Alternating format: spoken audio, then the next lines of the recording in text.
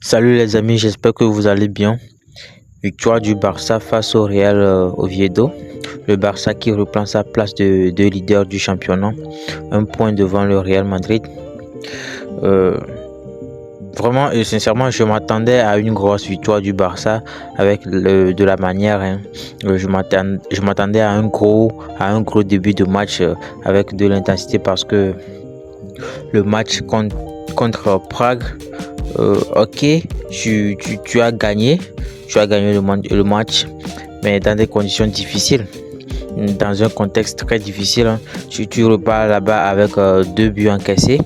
Donc, ouais. Perso, j'attendais de voir un match par exemple à domicile face à un adversaire abordable pour voir si vraiment c'est un problème de contrôle de jeu parce que sincèrement la défense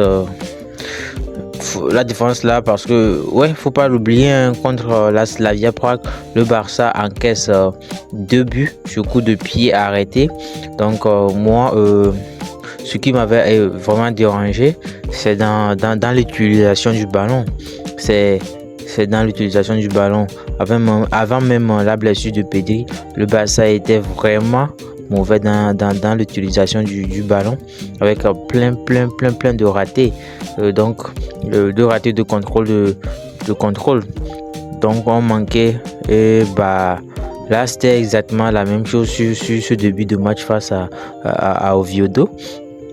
Je je, je veux pas tout remettre en cause par la simple absence de Pedri parce que la première mi-temps, la première période, franchement, c'était pas bon, c'était pas bon à voir, hein, c'était pas bon à voir.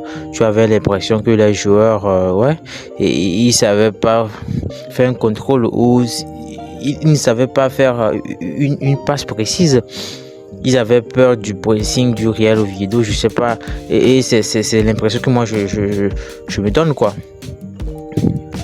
Et le pire dans tout ça, c'est que tu avais des joueurs qui étaient là hein, sur le terrain, mais qui se la coulent douce sur la pelouse.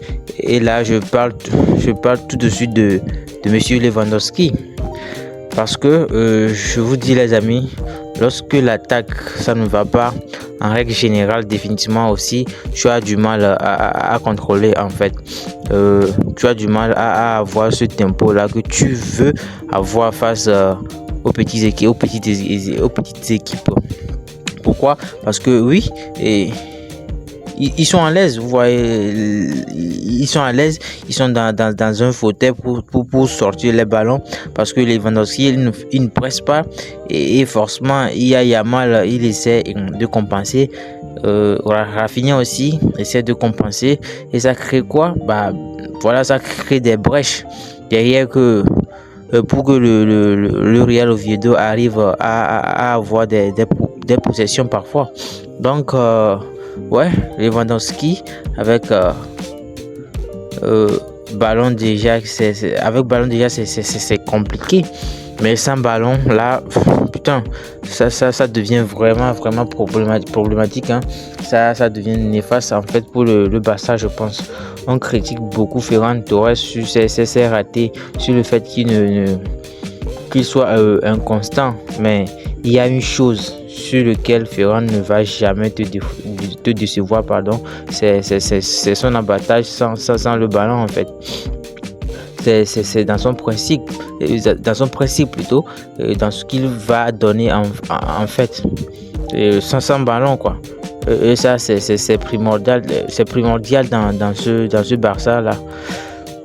Bref, la deuxième mi-temps, le Barça revient des vestiaires. Tu vois une autre attitude, beaucoup plus de pressing de la part de Yamal qui fait le pressing pour récupérer le ballon sur le premier but du Barça.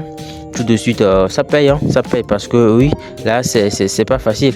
Oui, le football est un sport d'erreur.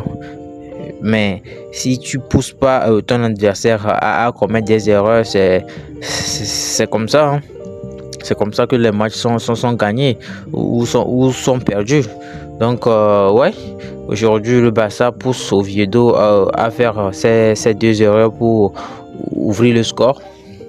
Et moi, je valorise ça, hein, je valorise ça, le fait que tu as exercé un pressing qui a apporté ses fruits. Ouais, qui a apporté ses fruits et qui a poussé l'adversaire à faire des erreurs, quoi. Parce que tu marques aussi des buts sur les attaques placées. Souvent, c'est ce qu'il faut que l'adversaire fasse. Il faut que l'adversaire fasse une erreur de placement, une erreur de lecture de trajectoire pour que toi tu arrives derrière à marquer. Après, il y a des buts où l'adversaire ne peut rien faire, hein. C'est pas une erreur de l'adversaire, c'est juste toi qui avec des actions de génie tu arrives à marquer. Mais pour le coup là, les 2 buts que tu provoques de la part du Real Oviedo, tu te les provoques, ces buts, hein, tu te les as provoqués. Donc ouais, c'est pas juste qu'ils t'ont offert ces buts, c'est que tu as exercé un pressing de fou sur la première de Yamal, sur le but de Olmo, et puis derrière Rafinha. S'il vous plaît, j'aimerais juste parler aussi de cette finition de Rafinha. Mais quelle finition, le monsieur. Quelle finition du monsieur Rafinha plutôt.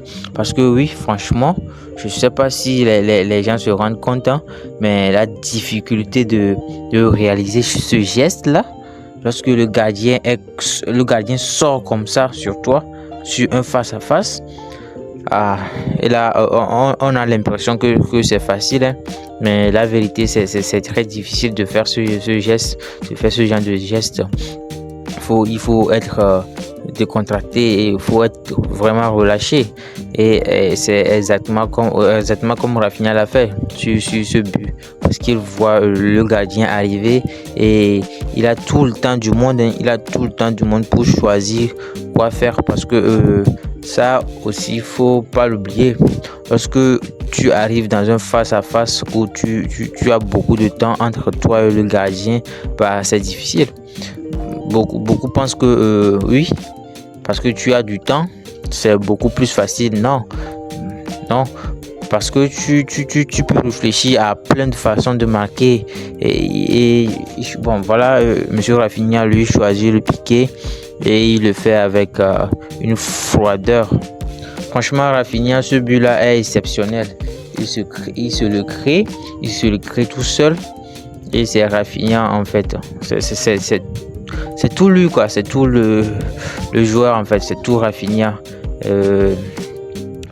Il fait même pas pour moi un match exceptionnel, hein. Et je pense que je dois dire, pour moi c'est un match c'est pas un match sur les standards de Rafinha, en fait. En tout cas, bon, mais c'est ouais. En tout cas, là, ça résume le joueur qu'il est devenu maintenant, tout simplement. Donc, franchement, respect à Rafinha par rapport à ça et sa froideur. Je pense que avec Monsieur Rafinha, faut toujours compter sur lui pour donner son 100% en fait, hein, peu importe le niveau de l'adversaire. Donc ouais, c'est ça, et ça fait plaisir d'avoir Rafinha dans son équipe. Bref, derrière Lamine Yamal qui a un but, lui aussi, qui a mis un but lui aussi exceptionnel. Oui, lui non plus, hein, il ne fait pas un bon match, ou bien il ne fait pas un match de fou. Je trouve que oui, voilà, en deuxième mi-temps, tu le vois beaucoup plus en jambes par rapport à son premier mi-temps. En premier mi-temps, il a perdu beaucoup plus de ballons, il a tenté des dribbles ratés et autres là. Mais en deuxième mi-temps, tu le vois beaucoup plus en réussite dans cette dribble. Et puis, ce but, en fait, il récompense aussi ses efforts, hein, parce que, ouais, faut pas l'oublier que sur l'action du premier but, c'est lui qui déclenche ce pressing là pour aller provoquer l'erreur du défenseur derrière le but qu'il met. Franchement, ça Franchement, là, bon, voilà, ça, c'est un bijou, quoi. Faut se lever pour applaudir. Faut se lever pour applaudir. Je vous dis la vérité, moi, vu le match que le Barça faisait en première période, j'étais là sur le premier but de Olmo. J'ai même pas célébré la vérité. J'ai même pas célébré. J'étais assis là, je regardais la télé, mais ouais, j'avais même pas les bras, j'avais même les bras croisés plutôt. J'avais aucune émotion en fait, tellement j'étais déçu de la première période. Et puis bon, le deuxième but, pressing du haut de Rafinha. Là, voilà, tu vois que Rafinha avec son action, c'est exceptionnel. Ça mérite d'esquisser un petit sourire là. Vous voyez un peu. Et là, sur le troisième but de Yamal, je suis désolé. Là, j'ai applaudi tout simplement.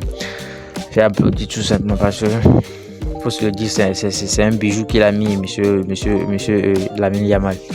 Bref, j'étais vraiment déçu par rapport à la première période du Barça.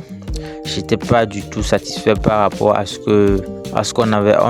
qu'on voyait. Et puis au fur et à mesure, la deuxième mi-temps, le Barça est revenu avec de meilleures intentions. Et c'est pour ça que moi, oui, je retiens le positif sur la fin. Je retiens le positif sur la fin. Mais si on joue comme ça, on joue comme ça, ou bien on joue comme on a joué en première période face à Copenhague, face aux autres équipes qu'on estime abordables, sincèrement, je pense que non, ça va pas le faire, hein, ça va pas le faire. Durant tout ce mois qui va arriver là, faudra pas être surpris quand on joue comme ça, hein. Quand une équipe va venir nous cueillir froid à froid, en fait, ça c'est une question d'attitude, je pense. C'est une question aussi de technique. Je suis désolé, mais je sais pas c'est quoi leur problème. Est-ce qu'ils ont peur de certains pressings agressifs? Est-ce qu'ils doutent? Mais tu peux pas avoir aussi peu de maîtrise face à une équipe comme Oviedo, qui est presque dernier du championnat ou quoi, je sais même plus. Donc de voir le Barça galérer en première mi-temps comme ça, je vous mens pas que ça m'avait énormément, dérangé, sérieusement. Heureusement qu'il se rattrape en deuxième mi-temps. Donc ouais, on verra contre Copenhague. Et si c'était juste circonstanciel cette première mi-temps, ou si c'est ce à quoi on doit s'attendre en fait lors de ces prochaines semaines avec l'absence de Pedri, parce que là pour le coup la première mi-temps elle fait peur. Sincèrement, moi j'avais peur. C'est un 3-0 certes. Après ça reste aussi l'exigence que moi j'ai vis-à-vis de mon club, hein, de mon club le Barça. Tu peux gagner 3-0 certes, mais c'est pas parce que tu as gagné 3-0 que tout est parfait. Moi je m'attendais à ce qu'il ait du contenu, vous voyez. Je m'attendais à ce qu'il y a du jeu, quoi, à ce qu'il y a du jeu plutôt, excusez-moi. C'est comme ça on est supporter du Barça. C'est pas pour dire là qu'ils ont été dégueulasses durant les 90 minutes, mais pendant au moins 45 minutes, honnêtement, j'ai pas aimé ce que j'ai vu. J'ai pas aimé ce que j'ai vu. Bref, deuxième mi-temps, ouais, beaucoup mieux. Ils ont bien, je vais dire, ils ont mieux terminé le match avec une pluie de fous qui s'abattait. Je sais pas, dans la ville de Barcelone. Bref, voilà, les amis. Dites-moi, vous, qu'est-ce que vous en pensez dans les commentaires. Le Barça reprend sa place de leader. On se retrouve très vite dans les prochains jours là pour le débrief contre Copenhague. À très vite. Merci.